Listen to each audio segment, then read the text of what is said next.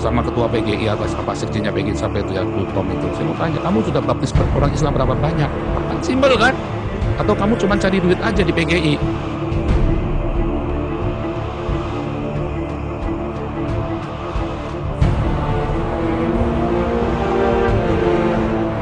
Yang bisa laporin gua ke polisi, gua kasih uang loh. Gua kasih uang. Yang bisa laporin gua ke polisi penistaan agama nih, gua nih Nabi ke-26 Joseph Paul Zhang yang meluruskan kesesatan ajaran.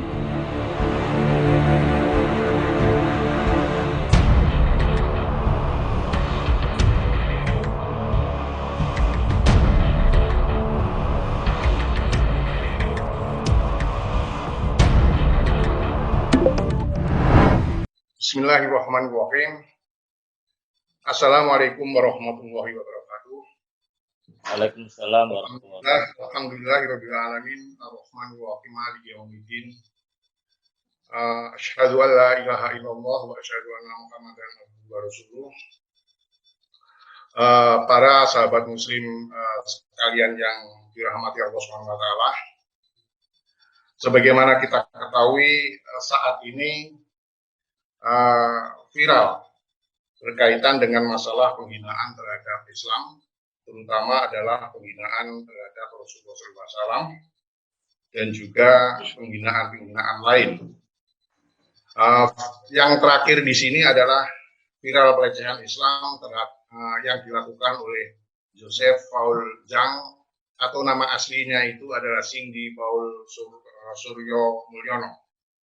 Dia itu asli Tegal, SMA-nya di sana, kemudian kuliah di Salatiga, sekarang domisilinya adalah di Jerman.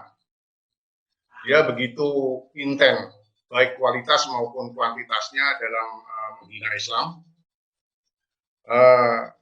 sehingga ini itu terjadi di mana itu negara-negara Islam yang mayoritasnya adalah menganut sistem demokrasi. Kemudian bagaimana sikap kita terhadap Islam, bagaimana sikap kita sebagai seorang muslim, yang menjadi pertanyaan itu adalah, ini pertama saya sampaikan kepada Ustadz Imam dulu, apa yang menjadi akar permasalahan sehingga penghinaan atau pelecehan terhadap Islam itu seperti penghinaan terhadap Nabi SAW terus-menerus terjadi, mulai dari zaman Rasulullah SAW sampai saat ini. Dan yang paling baru dilakukan oleh orang Tegal, yaitu Joseph Paul Zhang, atau nama aslinya itu Cindy Paul Suryo Mulyono, yang asli Tegal sekarang berada di luar negeri atau Jerman. Monggo Ustadz Imam, mungkin pertanyaan ini direspon supaya sahabat muslim kita memahami permasalahan ini. Alhamdulillahirrahmanirrahim, arrahmanirrahim, maliki yaumiddin. Allahumma shalli ala sayyidina Muhammadin wa ala alihi wasallam. Pertama-tama tentu kita panjatkan puji syukur kita ke Allah Subhanahu wa taala, yang mana dengan izin Allah Subhanahu wa taala kita masih bisa menemui berjumpa di bulan Ramadan ini, yang mudah-mudahan kita semua bisa melaksanakan saum puasa Ramadan sehingga kita semoga menjadi insan yang takwa. Amin. Terkait dengan isu aktual ya,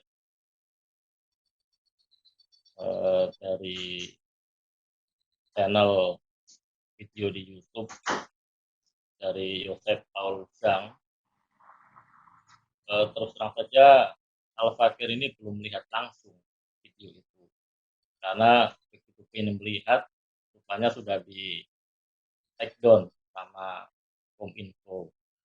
Jadi Kominfo langsung merespon minta ke YouTube untuk take down video.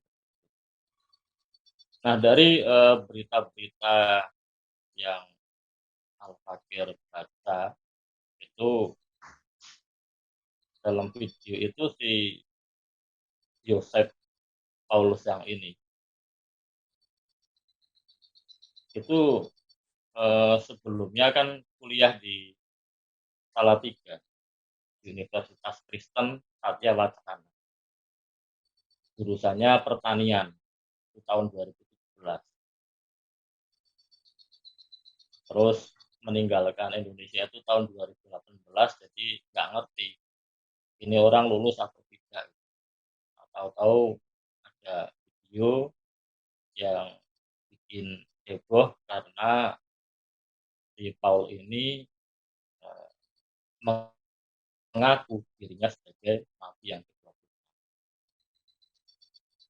Yang mana dalam pengakuannya itu si Paul ini ingin meluruskan ajaran-ajaran nabi sebelumnya. Jadi ajaran-ajaran nabi yang sebelumnya itu seolah-olah salah atau keliru. Sehingga si Paul ini diutus untuk meluruskan. Nah, itu pengakuan yang pertama. Pengakuan yang kedua dari berita-berita yang saya baca itu adalah si Paul ini mengolok-olok ajaran Islam, terutama adalah puasa. Karena dengan puasa ini dia yang tidak puasa, itu justru dia yang kelaparan. Mungkin karena dia susah nyari makan. Nah, sahabat mulia rahimakumullah, apa yang disampaikan si Yosef Paul tadi itu jelas merupakan kekufuran. Itu juga merupakan dusta yang sangat besar. Dusta kepada Allah Subhanahu wa taala, dusta kepada para nabinya, dan dusta kepada seluruh umat manusia saat ini yang hidup sejaman dengan si Paul ini. Nah, mengapa kok dikatakan dusta? Karena Allah Subhanahu wa taala dalam firman-Nya pada surah Al-Ahzab ayat 40, A'udzubillahi minasyaitonir rajim, maka Muhammadun aba mir rijalikum walakin rasulullahi wa khataman nabiyyin. Jadi Allah Subhanahu wa taala menjelaskan bahwa Muhammad sallallahu alaihi wasallam itu bukanlah bapak dari seorang laki-laki di antara kamu, tetapi dia adalah Rasulullah dan khataman nabiyyin, penutup para nabi. Para mufassirin tidak ada yang berbeda pendapat tentang makna ini, bahwa beliau Nabi Muhammad SAW itu adalah penutup para nabi. Nah, sehingga pengakuan Yosef itu dia merupakan ya dusta kepada Allah Subhanahu wa taala. Ya, karena ya Allah sudah menjelaskan tidak ada nabi setelah Rasulullah SAW, tetapi ya si Yosef ini kemudian mengaku dirinya nabi. Berarti kan seolah-olah bilang firman Allah Ta'ala ini salah kan.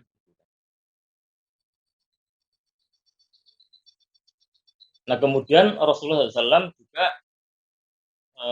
bersabda yang diriwayatkan oleh Abu Hurairah, kanat banu Israila kasusuhumul anbiya.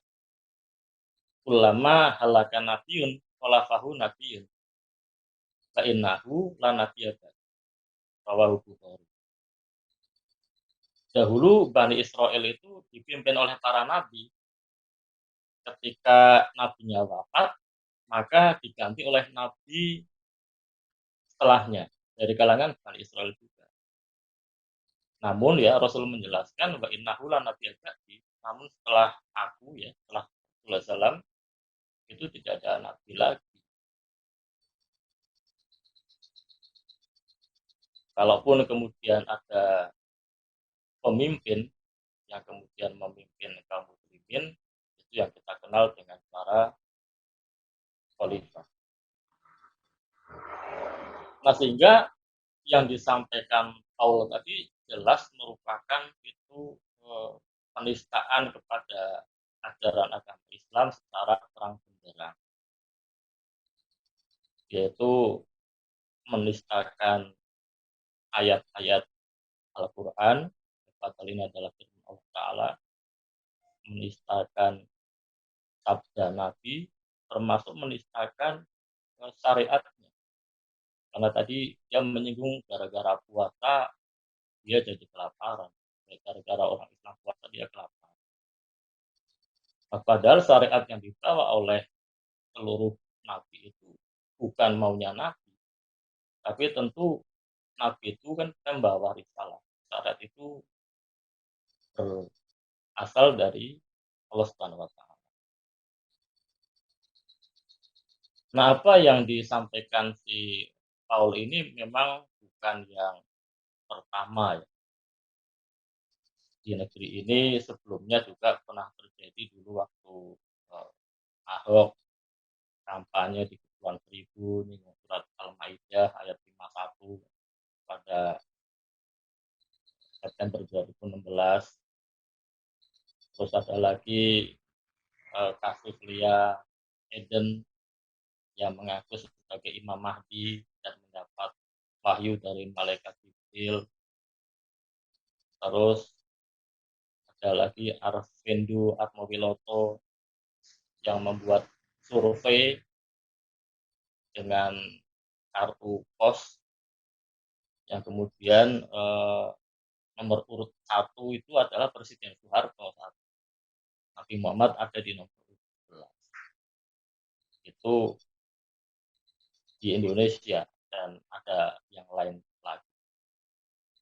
Nah, di luar negeri atau di dunia yang kemudian menistakan agama Islam juga banyak.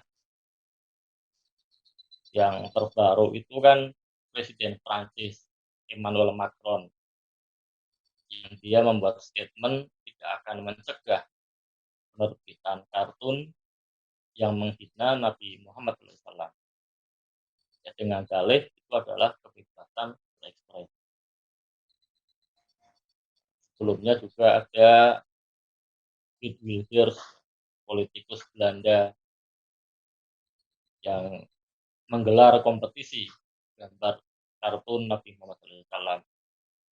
Sebelumnya juga ada Salman Rushdie yang menulis novel Satanic Verse dan yang lain-lain. Nah, atas penghinaan ajaran Islam, ya, apalagi yang dihina itu ya sesembahan kita juga, sesembahan seluruh umat manusia Allah Subhanahu wa taala. Karena dengan mengatakan dia nabi kan berarti mencampakkan firman Allah Ta'ala. Yang dihina juga junjungan kita Rasulullah SAW, maka tentu kita nggak boleh diam, ya kita marah ya, dan ekspresi marahnya kita itu harus jelas kita tunjukkan, kita buktikan.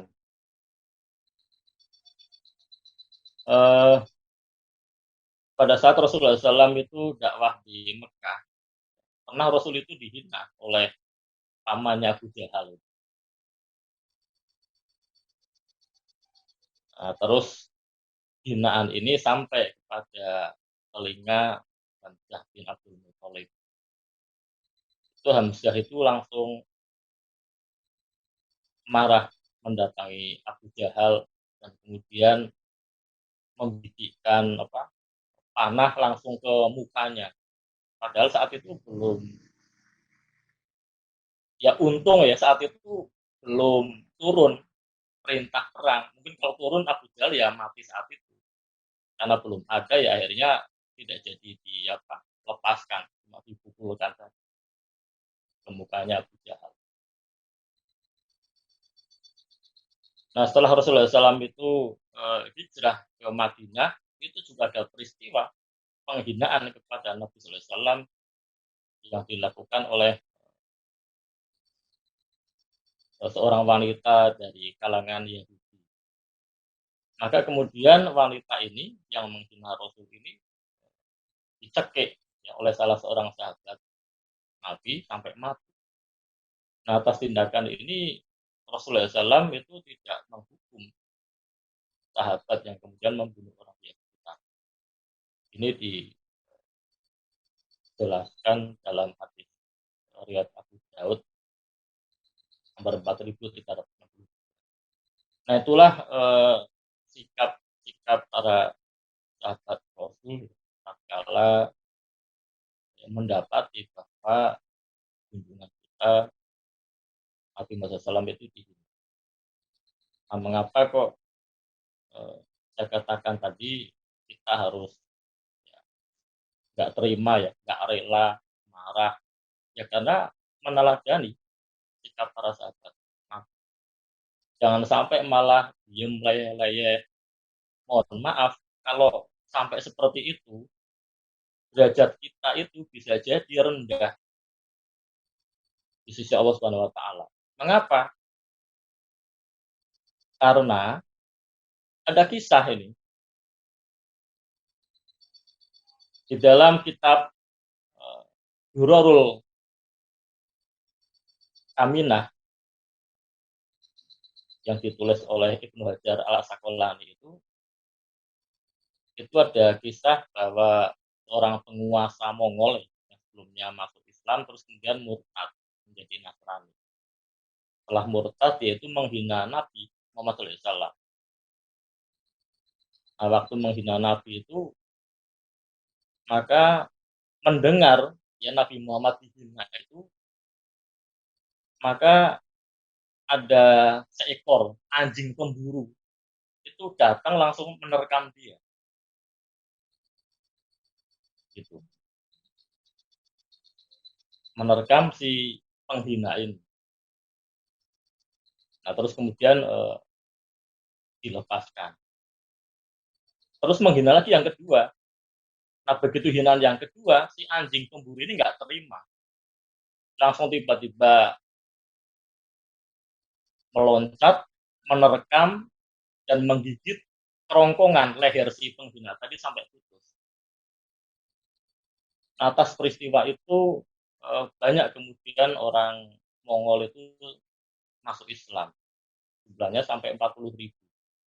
Kita jelaskan. Ini yang tadi Al-Fakir sampaikan. Kalau agama kita dihina, ya, junjungan kita dihina, kita diam saja. Jadi maaf-maaf kata, khawatirnya derajat kita itu kalah sama anjing. Kalau anjing saja nggak terima kok Nabi Muhammad dihina.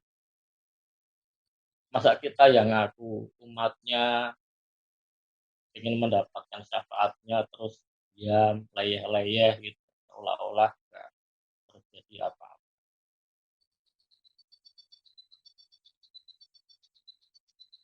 Nah, sahabat Islam rahimakumullah,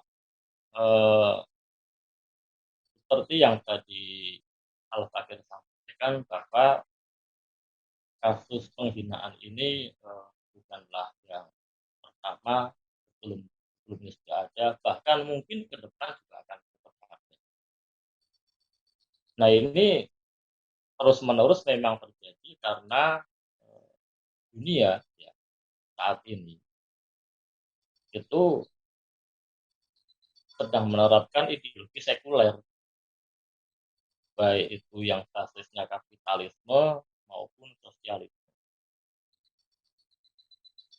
Nah, dalam ideologi sekuler ini, itu memang mereka itu mengusung kebebasan. Salah satunya adalah kebebasan berpendapat, bertingkah laku, berekspresi. Nah, konsep kebebasan ini yang kemudian menjadi norma, menjadi dogma yang harus dilindungi oleh negara penganut ideologi tersebut. Nah, karena dianggap ya karena kebebasan tadi itu dilindungi, ya maka wajar kalau kemudian si penghina agama itu tidak dihukum dalam ideologi ini. Ya contohnya si Macron itu, siapa yang menghukum, apalagi dia presiden. Terus si Geert Wilders juga nggak dihukum, di negaranya bebas-bebas saja.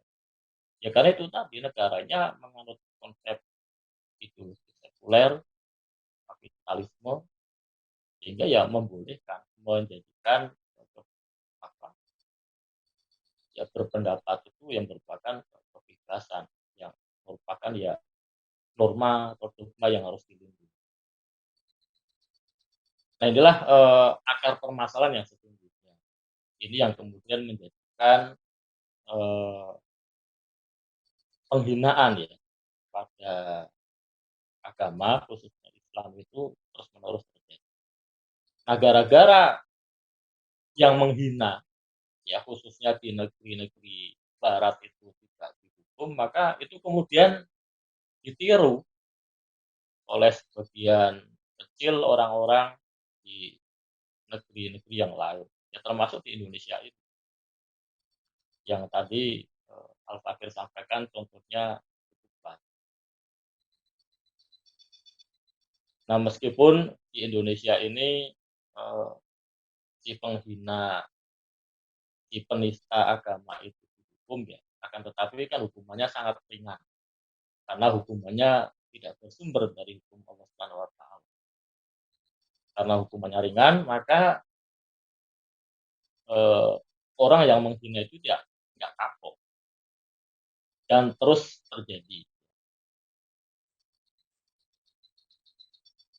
Nah, saya ambil contoh misalnya Lia Eden. Lia Eden itu menghina Islam yang pertama, ya, menistakan Islam yang pertama itu tahun 2006. Terus kemudian di penjara 2 tahun. Begitu keluar penjara tahun 2009 itu menghina lagi. Jadi nggak kapok. Itu seorang diri. Nah, sehingga kalau misalnya orang lain ikut-ikutan menghina, ya apakah tadi kasus Arswendo atau kasusnya Ahok atau yang sekarang lagi viral ini Yosep, ya karena seperti itu kan hukumannya sangat ringan karena memang bukan hukum yang berasal dari Allah Subhanahu wa taala. Menurut Al-Fakir demikian Pak Nur. Alhamdulillah, terima kasih apa yang disampaikan oleh Ustaz Imam berkaitan dengan pertanyaan tadi, yaitu akar permasalahan mengapa penghinaan itu terjadi sangat intensif dan sangat kualitatif dan kuantitatif, terutama adalah di negara-negara sekuler, terutama demokrasi. Sekuler di sini bisa demokrasi, bisa kerajaan, bisa bahkan di Pakistan pun itu juga sering terjadi penghinaan terhadap Islam.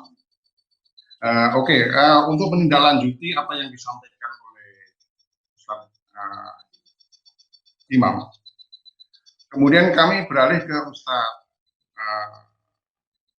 Hasim berkaitan dengan apa hukum dan hukuman bagi penghina atau penista Rasulullah SAW menurut Islam, serta siapa yang harus menghukum dan bagaimana kalau seandainya hukum atau penista tersebut berada di luar negeri dan dilindungi oleh negara lain.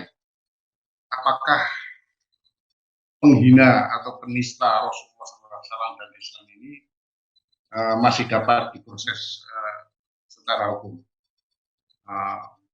Monggo Pak Hasim Mustafa untuk ditanggapi pertanyaan ini supaya sahabat Muslim kita itu paham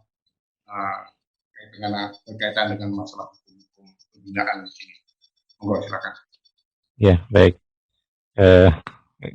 Dengar ya suara ya. Benar. Ya.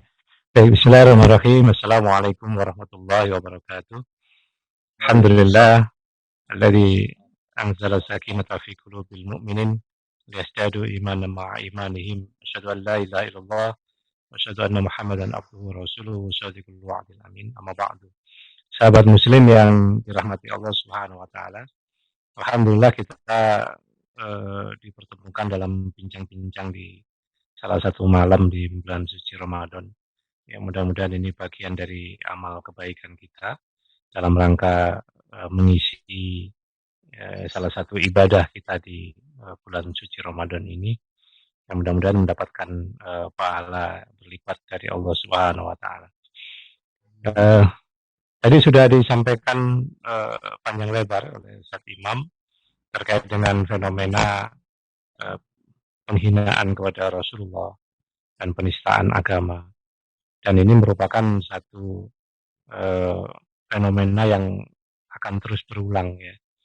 Jadi di masa Rasul, bahkan di masa ketika Islam dalam kondisi kuat ya, di masa kekuasaan Utsmaniyah, atau bahkan ketika Islam dalam kondisi tidak berkuasa, maka ya, orang-orang yang benci dengan Islam ini akan leluasa dia ya, mengekspresikan kebenciannya ya kepada Islam dan bahkan berani menghina Rasulullah Muhammad SAW. Kalau saya sih melihatnya gini, orang-orang kayak gitu kayak si Yosef ini ya, Yosef Paul Zhang ini orang gila sebenarnya, stres dia gitu. Ya jadi sebenarnya nggak perlu ditanggapi berlebihan gitu ya. Tapi karena memang apa istilahnya kita mungkin perlu dari sisi edukasi dakwahnya, hukum dan sebagainya perlu kita jelaskan gitu ya. Tapi dari sisi pernyataannya sebenarnya pernyataan remeh. Ini orang stres, orang gila sehingga nggak perlu diributkan sebenarnya, cuekin biarin saja gitu ya. Nah, tapi mungkin tetap harus ada edukasi dan bagaimana status hukum orang-orang seperti ini karena memang ada undang-undang yang istilahnya ya atau hukum yang mengatur terkait dengan penghinaan kepada Rasul gitu. Secara umum kalau kita lihat yang menghina Rasul, menghina Islam ini kan ada dari kalangan Muslim ya, orang Muslim yang menghina. Nah, ada juga orang kafir yang menghina. Nah, ini hukumnya berbeda gitu. Dari sisi apa istilahnya rinciannya gitu ya. Tapi secara umum para fuqaha ini sepakat ya, para ulama sepakat bahwa orang yang menghina Rasulullah dengan terang-terangan itu wajib dijatuhi hukuman mati ya, dibunuh ya. Itu sepakat semua ulama. Jadi orang yang menghina Rasul terang-terangan, ini kan terang-terangan ya. Terang-terangan mengaku sebagai nabi yang ke-26, terus mengatakan dengan perkataan-perkataan yang sangat merendahkan dan menghina Rasulullah gitu ya. Dan juga melecehkan ajaran Islam dan sebagainya ini. Jadi ini jelas secara terang-terangan gitu ya, dan disampaikan di dalam media sosial ya, YouTube ya, misalnya. Jadi hukumannya sudah jelas ya. Nah, statusnya Yosef ini kan kafir ya, berarti dia orang kafir itu hukuman bagi mereka hukuman dibunuh. Nah, cuma di sini ada perbedaan pendapat. Kalau dia tobat gimana gitu ya? Kalau dia tobat kemudian dia masuk Islam, nah apakah dia tetap dibunuh atau tidak? Nah, di sini ada dua perbedaan pendapat. Nah, menurut Imam Malik dan ulama Malikiyah itu mengambil pendapat bahwa dia dihukum mati kalau dia tidak bertobat. Kalau kemudian dia bertobat, istilahnya minta maaf dan kemudian dia masuk Islam, dia tobatnya dengan masuk Islam, maka dia tidak dibunuh. Ini menurut pendapat Imam Malik. Nah, tapi menurut pendapat Imam Syafi'i dan beberapa istilahnya pandangan dari ulama mazhab Syafi'i, ya, salah satunya Ibnu Manzur itu istilahnya menyampaikan bahwa para ulama telah berkonsensus mengenai wajibnya menjatuhkan hukuman mati bagi siapa saja yang terang-terangan menghina Rasulullah. Dan menurut Imam Syafi'i orang kafir itu ya tetap harus dibunuh dan zimmahnya dicabut. Nah, gitu. Jadi berbeda dengan Imam Malik. Kalau Imam Malik dan para ulama pengikut mazhab Maliki itu kalau dia taubat kemudian dia masuk Islam itu hukuman bunuhnya, hukuman matinya dibatalkan. Tapi menurut Imam Syafi'i dan ulama mazhab Syafi'i mereka Imam Syafi'i menyampaikan bahwa meskipun dia masuk Islam itu dia tetap dihukum mati. Karena apa? Begitu dia menghina, itu hukuman had itu sudah ada gitu. Dan kemudian itu menghapus zimmahnya. Jadi kalau misalnya dia kafir zimmi, ya kalau kafir zimmi berarti ya dia termasuk warga negara daulah kan gitu ya. Ini terkait dengan pertanyaan yang ketiga nanti kita jawab. Jadi kalau dia kafir zimmi, kafir yang ada di wilayah daulah, kemudian dia menghina Rasulullah, gitu ya. Menghina Rasulullah, maka haknya sanksi hukuman matinya itu sudah langsung ada dan kemudian zimmahnya itu tercabut gitu sehingga dia nggak ada jaminan lagi. Jadi karena zimmahnya dicabut maka menurut Imam Syafi'i meskipun dia sudah masuk Islam tetap dia harus dihukum mati. Ya, masalah kemudian taubat dia masuk Islam yaitu urusan dia dengan Allah Subhanahu wa taala, tapi haknya itu tetap dijatuhi hukuman ya.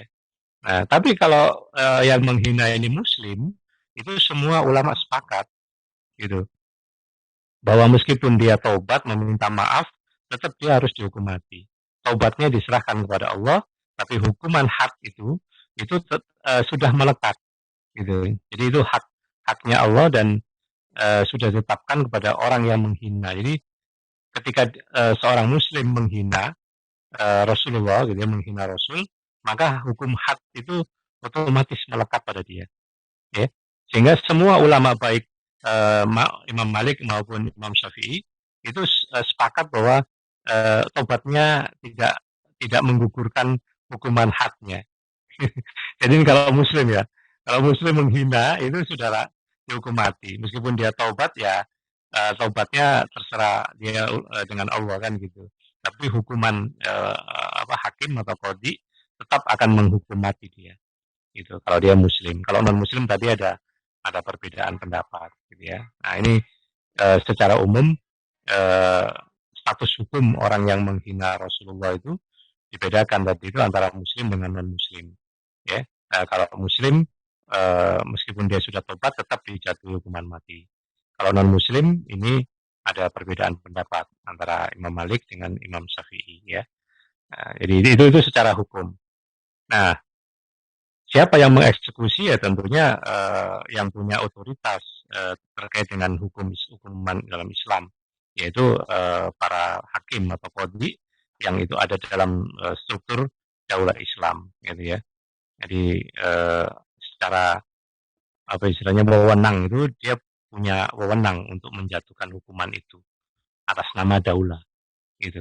Nah, ketika tidak ada daulah seperti ini, ya hukuman apa yang disampaikan Ustaz Imam tadi itu banyak orang-orang yang menghina Rasulullah dia bebas tidak dikenakan hukuman, gitu. Jadi kalau kita apa istilahnya ingin menghentikan artinya orang-orang yang menghina Rasulullah ini ya ingin diberikan pelajaran dan memberikan efek jerah, ya memang harus ada khilafah. Jadi daulah khilafah ini harus ada dan kemudian hakim ini menerapkan aturan itu sehingga siapa saja yang menghina Rasul maka akan diberikan hukuman ya yang membuat mereka akan berpikir untuk melakukan penghinaan berikutnya dan berikutnya kan gitu ya. Nah, itu dari sisi eksekusinya. Nah, sehingga pertanyaan yang ketiga yang tadi disampaikan, bagaimana kalau dia ada di luar negeri? Ya. Maka daulah Islam akan meminta negara yang di mana pelaku itu ada di sana untuk menyerahkan kepada daulah khilafah, gitu. Khalifah akan meminta untuk diserahkan.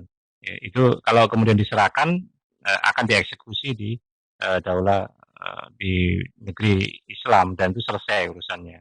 Atau yang kedua, jika tidak memungkinkan, maka khalifah bisa mengutus kaum muslimin yang ada di wilayah itu ya untuk melakukan eksekusi hukuman mati. gitu. Jadi kaum muslimin yang di sana mewakili khalifah untuk mengeksekusi hukuman mati. Dan jika tidak dihalang-halangi, maka selesai urusan itu. Artinya hukuman mati bisa dilaksanakan dan tidak ada yang didolimi. Ya. Nah, tapi kalau pemimpinnya itu ya menghalang-halangi proses eksekusi hukuman mati dan bahkan melindungi penista agama atau penghina Rasulullah, maka khalifah akan menyatakan perang kepada negara ini. Ya. Dan ini bisa kita lihat kasus Perancis ya, ketika saat itu di masa Khilafah Utsmaniyah, dia sedang akan menggelar drama pelecehan Nabi, dan itu sampai beritanya kepada khalifah.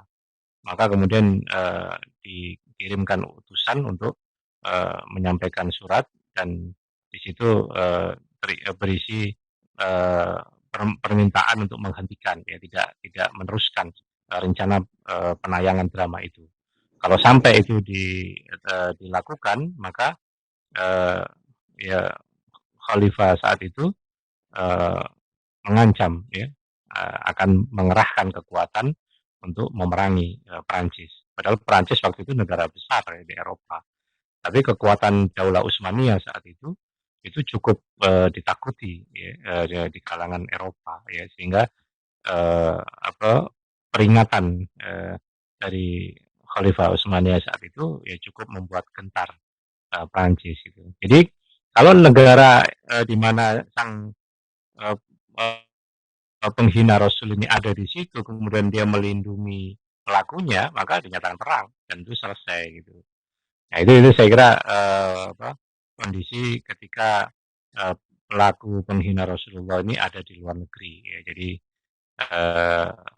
eksekusi hukumannya ada 3 alternatif tadi itu.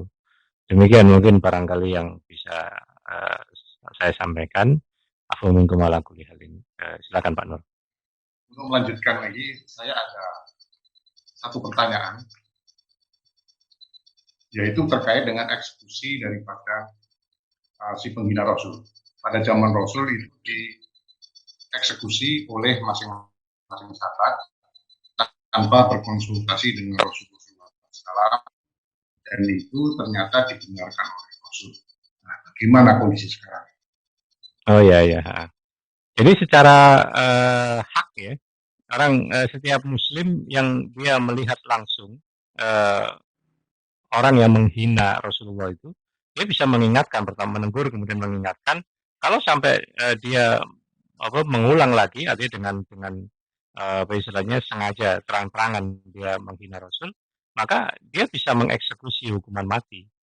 Ya karena itu hak itu ada pada dia, gitu. Dan itu dengan istilahnya satu kondisi bahwa dia terjamin keamanannya, tidak terzolimi. Nah, bagaimana dengan kondisi sekarang ya?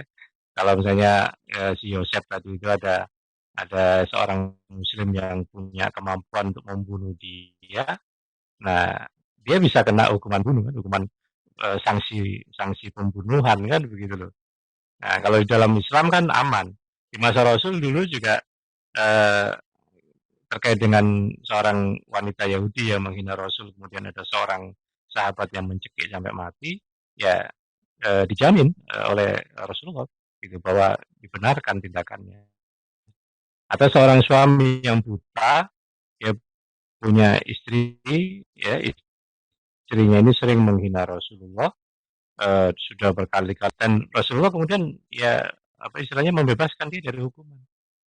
Artinya hak itu ya ada pada dia gitu. Nah, sehingga kalau misalnya secara teknis ya di dalam wilayah daulah Islam ya, maka itu bisa dilakukan sehingga kaum muslimin yang mengeksekusi hukuman mati secara person itu dia terjamin istilahnya dalam daulah Islam kan begitu.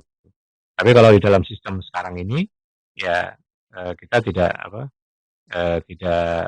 ada jaminan ya, bahkan mungkin malah kitanya dikenakan pasal pembunuhan gitu. Ya karena belum tentu orang yang menghina Nabi, menghina Rasul itu mendapat hukuman mati, belum tentu kan gitu. Sehingga kalau ada orang yang membunuhnya itu bisa jadi malah dikenakan sanksi pembunuhan kan gitu. Nah itu kira-kira seperti itu Pak Nur. Terima kasih Ustadz Imam, terima kasih Ustadz Hasim, di mana kedua Ustadz kita itu telah menjelaskan pertanyaan yang timbul berkaitan dengan pelecehan terhadap Islam yang dilakukan oleh Yosef Polisiang dan mungkin yang lain-lainnya termasuk zaman Rasulullah sendiri, dan mengapa juga penghinaan terhadap Islam terutama Rasulullah itu banyak dilakukan di negara demokrasi. Tadi sudah dijelaskan secara rinci oleh Ustadz Imam, sedangkan Ustadz Hasim Mustafa juga telah menjelaskan hukum-hukum bagi penistaan agama dan peran daripada pemimpin negara dalam mencegah khilafah terhadap penghinaan atau penista Islam yang berada di luar negeri. Saya kira itu adalah penjelasan daripada diskusi kita hari ini berkaitan dengan pelecehan terhadap Islam, terutama terhadap Rasulullah. Mudah-mudahan penjelasan daripada dua ustaz kita, dua guru kita, dua narasumber kita memberikan pencerahan kepada kita terkait dengan masalah ini. Wabillahi taufiq wal hidayah. Wassalamualaikum warahmatullahi wabarakatuh.